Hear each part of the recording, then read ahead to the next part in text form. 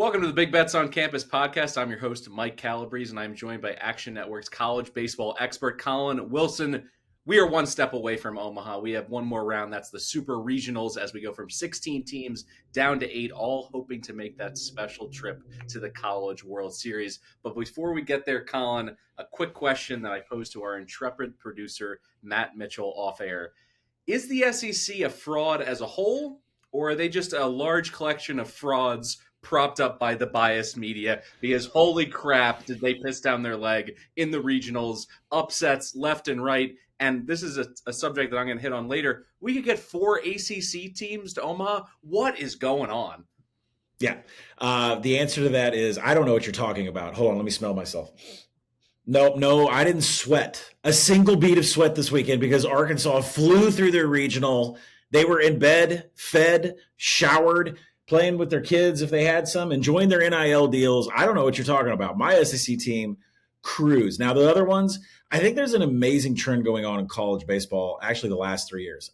Oral Roberts was a fun story 2 years ago, made it to Omaha. I think they were, the third ever 4 seed to make it. Last year, Evansville had this big run into the Super Regionals, got so close to making it again.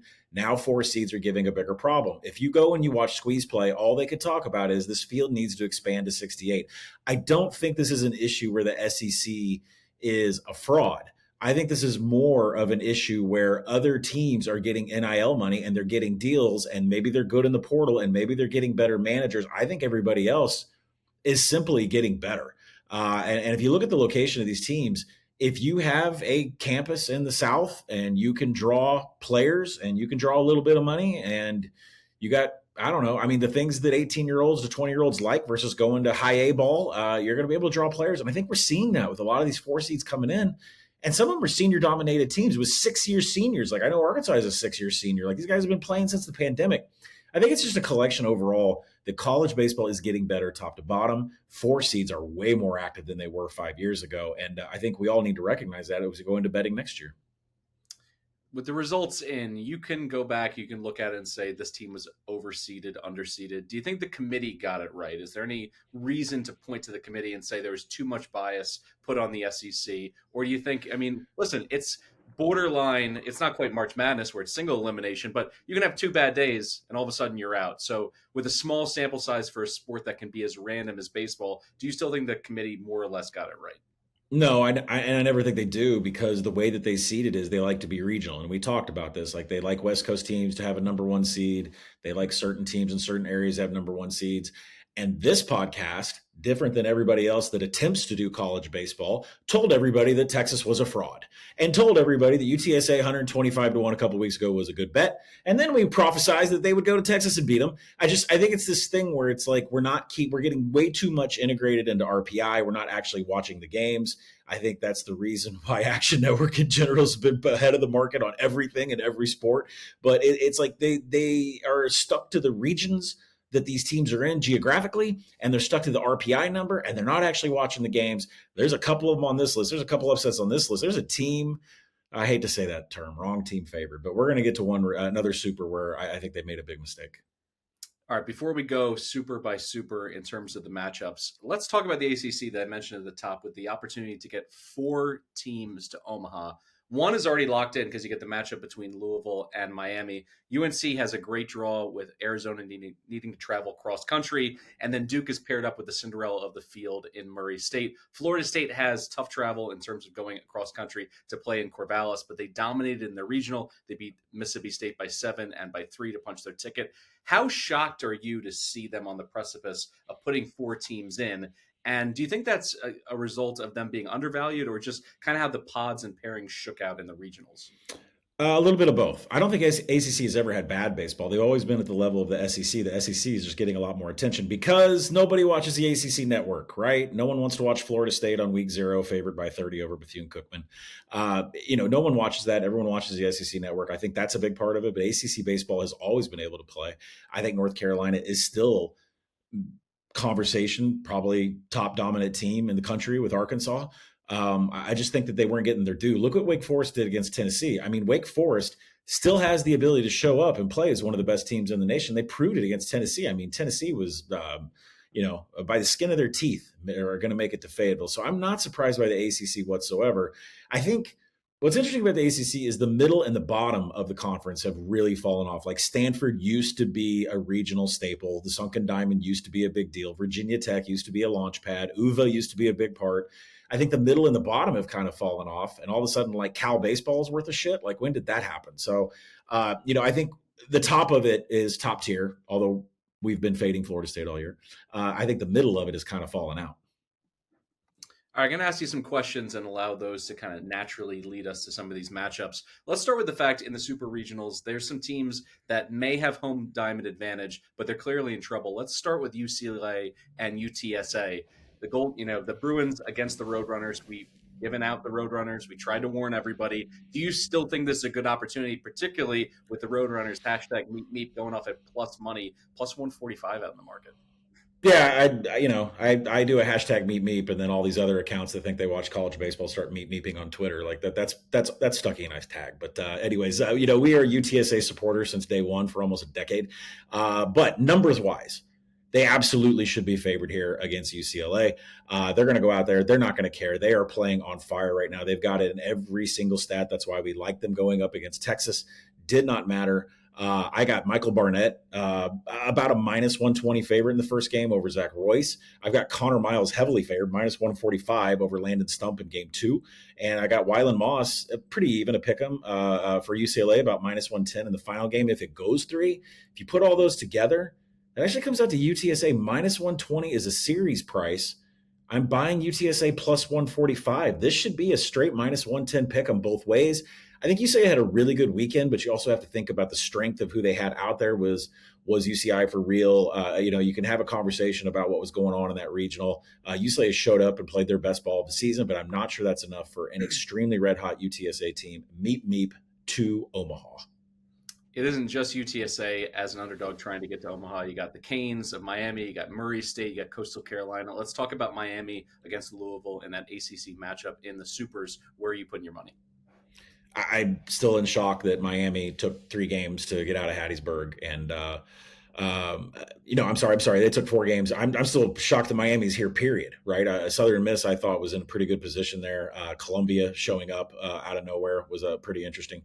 But when you look at this, I mean, Louisville is going to be favored here pretty heavily. And this is, some 2 ACC teams. One of them's going to get in. I think Louisville is the team that's deserved it.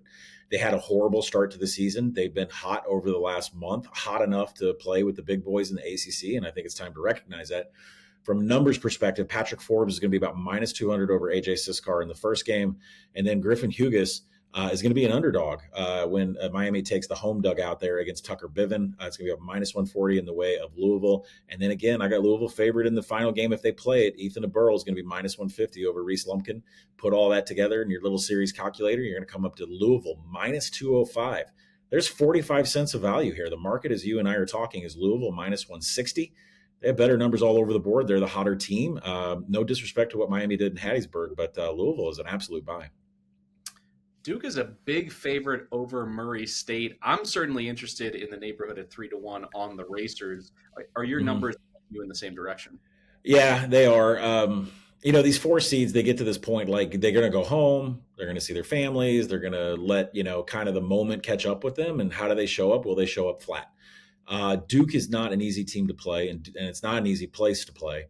They're pesky, and they've always played good defense, and they've always pitched. So what's going to happen is they're going to show up. They're going to go up against Owen Prokish in the first game, and Duke's going to be favored about minus 210. And, we'll see how Murray State responds in that game. Either they're going to be pesky and they're going to cover run lines like they have for us, or they're going to show up flat. But the best time to play them would be in game 2. Murray State with Nick Shute on the mound is going to go up against Kyle Johnson of Duke, and that's when Duke should be about minus 150. So, the third game, if it happens, Zatkowski should be minus 220 over Kane Elmy. But if you put all that together in the series price calculator, it should be about Duke minus 275, which means the current number of Murray State plus 290 is absolutely the play, but there's a strategy to play this. They're not going to be favored enough in that first game at minus 210 with Owen Prokish on the mound for Duke. So what you're going to do is you're going to hold on to that Murray State plus 290. You're going to wait to game 2 when Nick Shute takes the mound. The highest I see him being an underdog would be about plus 130, but that's the time when you're going to use that ticket, and you're going to bet Duke on the other side at minus 150 against your Murray State plus 290. The one regional I'm looking forward to most, setting aside any betting, any odds, any futures market implications, it's Auburn against Coastal. Auburn's freshmen really showed up in the regional, and Coastal, it's been this dream season for them in Conway. It's kind of going off. It'll be interesting to see in terms of where this market movement is, because Auburn right now at minus 125. We'll see if that moves closer to a coin flip before the dust settles this week. Where are you coming down on the Chants versus the Tigers on the Plains? Yeah, you're going to have a lot of, I'd say, people that just wake up to baseball this time of year say Auburn over Coastal. Absolutely. Give me the Tigers here. And, we've liked them all year. I mean, they hit piss missiles. It's not that their pitching has been good. It's just they smack the ball really well. And they're going up against a Coastal team that can actually do it all. And they've got a road RPI. They've got an RPI. They got all the numbers in there that are absolutely legit. And they showed it in their regional. Now they get here. I see Auburn. I mean, the worst, I shouldn't say the worst pitcher, but the one we've liked to fade for Auburn is Cam Tilley. He's probably going to go in game one against Cameron Flukie. I have Coastal favorite about minus 120 in that game. After that, Samuel Dutton's going to go for Auburn against Jacob Morrison for Coastal. I got Dutton favored minus 135 for Auburn, but, and then that flips. I've got Riley Eichhoff, who went in the third game for Coastal this past weekend in the regionals. He's going to go in the third game here in the Supers against Andreas Alvarez, or whoever we go with game 3 for Auburn. But that does make Coastal Carolina a favorite if it goes 3 games. Now, obviously, they could push Riley Eichhoff up to the second game. They could use him in case Samuel Dutton gets in trouble, or they could just Cam Flukie out of the front and use somebody out of the bullpen. But overall, this number should be Auburn minus 125. So there is minimal, small value on Coastal plus 115 out there. But if average Joe Blow better shows up for super regionals and says Auburn all the way is going to win this of Coastal, and that minus 125 creeps to 130, 135, then you're probably going to see sharp guys with numbers and spreadsheets come in and hit Coastal. So I would say be patient on Coastal. That would be the play if you get anything at plus 115 or better. This next regional matchup, it's kind of a sleepy one. It's probably not even on your radar. Arkansas, Tennessee.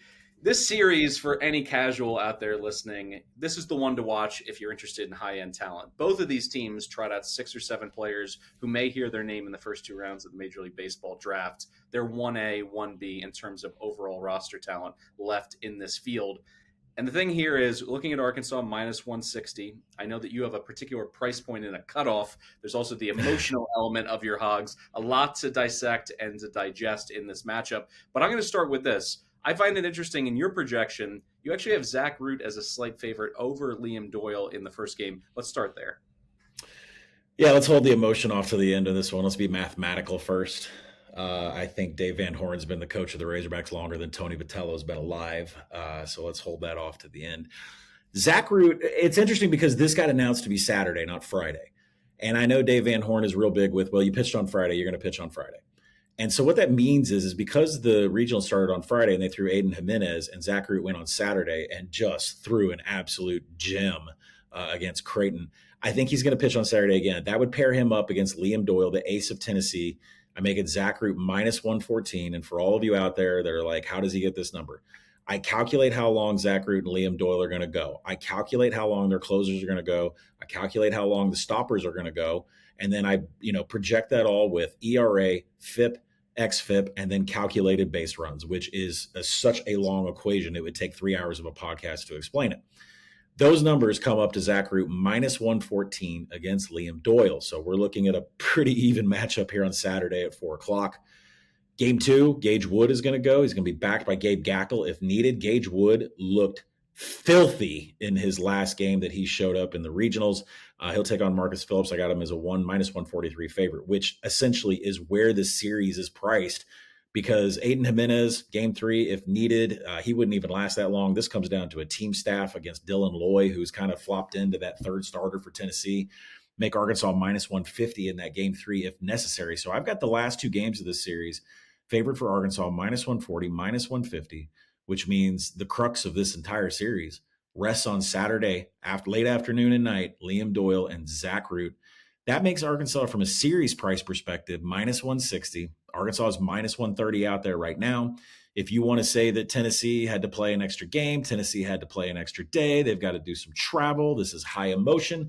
Tony Vitello used to be the assistant of Dave Van Horn. They got up in each other's faces on the field a couple years ago. These two fan bases hate each other. When Arkansas and Tennessee play, mostly we just talk about baseball, and they like to talk about football. So long history here between the coaches, between the players you're going to see in MLB. But in the end of the day, if you don't have any money on Arkansas, which I have 2 dimes to win essentially an entire college education for my son, if you don't have any money on this, Arkansas minus 160 is a projection. Arkansas minus 130 would be who I play. But frankly, you can get a cheaper number probably on Zach Root on the night one of minus 115. So, and to me, that's the series right now. Either team can come back, but both teams got to have game one. Fingers off the keyboard, pick up the paintbrush for a moment. Paint me a picture. What is the scene at Baum-Walker? What's it going to be like on campus? What's the energy around the event? Because you've done a great job describing what it's like in Omaha, but let's get very personal and specific here with this Arkansas matchup. Yeah, so I like to tell everybody that Baum-Walker Stadium is absolutely the best venue in all of college baseball. And I know Duty Noble guys down at Mississippi State would argue with that, and I'll give them some credit. They probably could go 1A, 1B with Arkansas. But I put out a tweet of what happens with the Hog Pen. And if you don't know what the Hog Pen is, it is a collection of the most obnoxious fans in the history of college baseball. I'm not proud of some of the fans that we have. I'm not proud of their attitudes, but they sit with coolers, canopies, lawn chairs, and they wrap around Baum Stadium and they sit out overnight and they get loaded on Busch Light, Pearl Light, Strohs, whatever they can find. They get completely drunk. They load into left field like there's nothing. There's no room to even move or wiggle. And this is supposed to be where our students are sitting. There's not a seat available. If you want one, you're going to chuck out about $900. It is rowdy. There are beer hats that go on. For all of you that are interested why there's beer hats on Arkansas fans whenever the bases are loaded, 2 college kids showed up 8 years ago behind the Razorback dugout. And every time there was bases loaded, they started putting on these beer hats. And next thing you know, more beer hats showed up and then more beer hats showed up. And so now if there's bases loaded in Baum-Walker, you'll see thousands of beer hats. You'll see thousands of flags in the air. There is a passion and a fever for this baseball team more than the football team. It's not even close. People avoid Razorback football games like the plague. They have hunting season. They have weddings. They have all this other crap, right? Basketball season, we get a little intense around March Madness. We're former national champions. This baseball team, of all the sports I've seen, Calabrese, of all the sports I've seen, this Arkansas fan base is the most rowdy, nuts, obnoxious, borderline misdemeanor felonious I've ever seen, and I love it. It's home, and I can't wait. And welcome to town, Tennessee, once again. There's no easy transition out of this, so we may as well turn to a team that you've thrown some cold water on, talking Florida State up against Oregon State. The number that jumps out to me in terms of your projections, Dax Whitney for the Beavers on the bump against Jamie Arnold. True coin flip, minus 100 on Dax Whitney. I figured that it would be a shorter number on Arnold.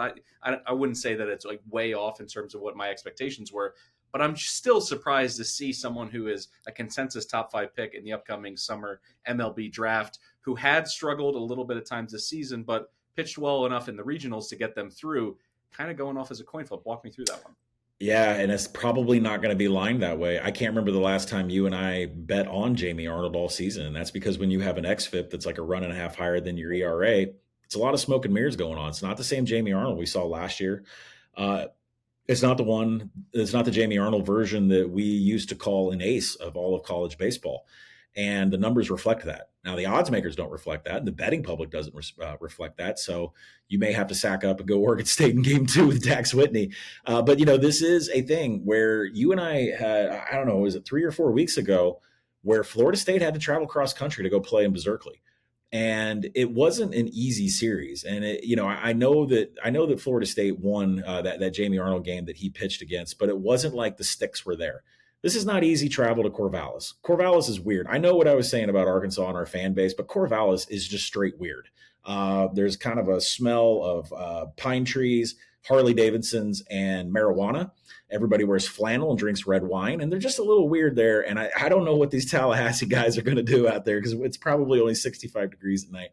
But yeah, I think the projections on this, Joey Vellini absolutely could get blown up in the first game. Eric Segura going against him. That's virtually, Florida State barely favored in that one. Jamie Arnold again, minus 120 in game 2. Wes Mendez, big underdog to Ethan Kleinschmidt in the last game, minus 143. And that's where the series price comes in here on the Beavers. I project Oregon State like minus 125. The number out there is Oregon State minus 115. But if a lot of you follow me on Action Network, the very first future that went in back in January before anybody had a first pitch was Oregon State 35-1. Absolutely 2 units will go on Florida State here to cover up that 1 unit bet that was a 35-1 on Oregon State. I hate it, but at the same time, that's how you protect your investments in your portfolio. Go yard all baseball season long with Underdog's Pick'em game. Underdog is one of the leading sports apps, and now you can play in your state. Millions of fans have already won billions making picks on Underdog. Will you be next? To play, all you have to do is download the app and choose whether a player will go higher or lower on one of their stats. You can choose from things like home runs, strikeouts, total bases, and so much more. Once your pick feels good, you can lock it in, and you can play for as little as $1. If you get everything right, you can win up to 1,000 times your money. If you've been following baseball lately, the Milwaukee Brewers have been on a heater this past week, and I've been tailing Christian Yelich every chance that I get. He's hit 4 bombs in the last week alone, and that's what's great about Underdog. You can ride the hot hand. Download the Underdog app and sign up with promo code BBOC to unlock a special offer for up to $1,000 in bonus cash when you make your first deposit. That's promo code BBOC. Must be 18 plus, 19 plus in Alabama and Nebraska, 19 plus in Colorado for some games, 21 plus in Massachusetts and Arizona, and present in a state where Underdog Fantasy operates. Terms apply, void in Colorado. Concerned with your play? Call 1-800-GAMBLER or visit ncpgambling.org. In Arizona, call 1-800-NEXT-STEP or text NEXT-STEP to 53342. In New York, call the 24/7 HOPE line at 1-877-8-HOPE-NY or text HOPE-NY. All right, we flip it from an East Coast trip west to a West Coast trip east, looking at Arizona traveling to Chapel Hill. I'm going to be honest with this one. I think Arizona is drawing dead here. This is the big number I don't mind playing. When I'm looking at some of these starting pitchup matchups, you got Knapp at minus 240. You got DeCaro at minus 155, backing him up. I think this is going to be bang, bang, 2 wins, and they're off to Omaha. What do you think? Yeah, this is like North Carolina. It's like 2 poker players going heads up against each other, and North Carolina flips over pocket queens, and Arizona's holding a queen jack, right? I mean, the problem is the numbers don't exactly agree with that. The odds makers know there's an appetite for North Carolina, as there should be. I'm actually surprised they lost a game to OU this past week. And OU's not a bad team. We had a future on it. Let it ride. I don't think in any world they should have been 90-1 most of the season to win the national championship. And they challenged North Carolina, and I think it was well-deserved. But here, Jake Knapp in the opening game against Kromkowski, minus 240. In the second game, we're moving DeCaro up. DeCaro is now the game 2 pitcher for them. He'll be minus 154 over Raul Garrazar, who recently just took over the second game. I think it was his first time to have the second game to be called as the starter of the season. So, I mean, that could change back to the old name, and we'll see. But it's still Jason DeCaro will be the favorite, minus 150.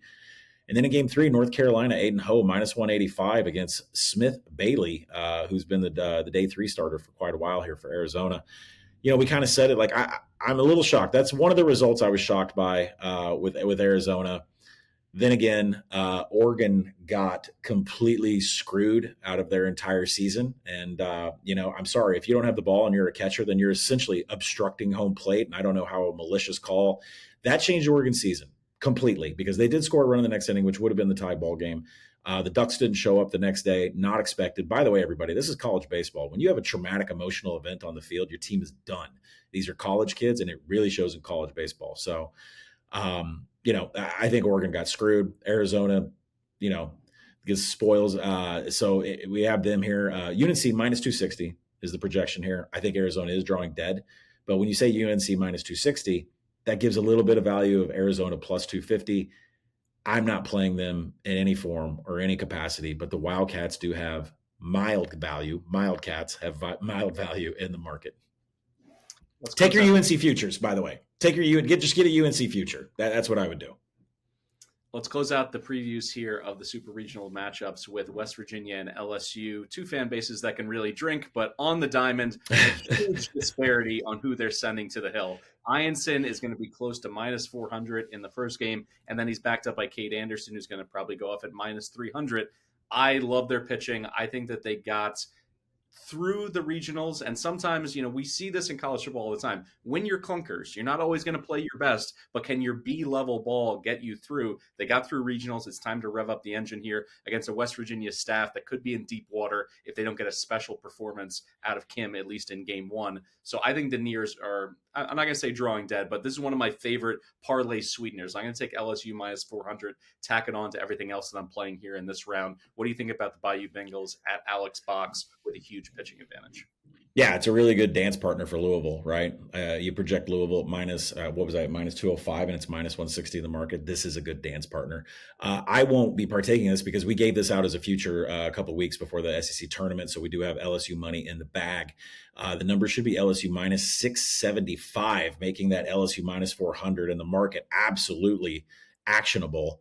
But figure out how you want to play it, because most of their games, right, in the first game, Anthony Ianson, which I don't know what he threw, 20, 25 pitches against Little Rock last night. Thanks be to God for knocking Little Rock out, because their numbers were blowing my spreadsheets up. Anthony Ianson should go in the first game against Griffin Kim. I've got him about minus 380 in that game. Cade Anderson looked fantastic. He is not hurt at all. It looked like he doesn't have any fatigue. It looks like he's going to be able to go as long as they need him. Minus 305 against Jack Carstonis. And then actually, if there's a third game here, Jaden Newt will probably get the call for LSU, and he'd be minus 340 against Robbie Porco. So, when you put all that together, it is way higher than the LSU minus 400 out there. I said this when they put out the regionals and they put out the path to Omaha. I was like, just push your money in. LSU is going to make it to Omaha. I'm not backing off that whatsoever. Even the West Virginia fans who hopped in my DMs this weekend are like, they're like, what are we doing? Who is this team? Like, they were dead to rights against Kansas and Kansas State at the end of the year in conference play. So, we'll see what they've got going down to Alex Box. This is a pretty intimidating environment. It's not Duty Noble. It's not Baum Walker, but Alex Box is a force to be reckoned with. And you're going to go up against Anthony Ianson. Ooh. And you know what? LSU's got to play Arkansas and Omaha if they make it, or Tennessee. I don't know who is going to be able to get runs off of Anthony Ianson. He's just pitching. I mean, what do we call him? Skeens light? Like, we didn't want to drop Skeens' name, but LSU's got a pitcher that can absolutely dominate everybody else that's left in this field. All right, let me open up the gambling buffet to you. It could be single game bets. It could be to win their region, get to Omaha. It could be a national title future. Whatever you want to grab two of them out of this round now that we have the previews set for all 8 of these matchups. What are your favorite things to bet here?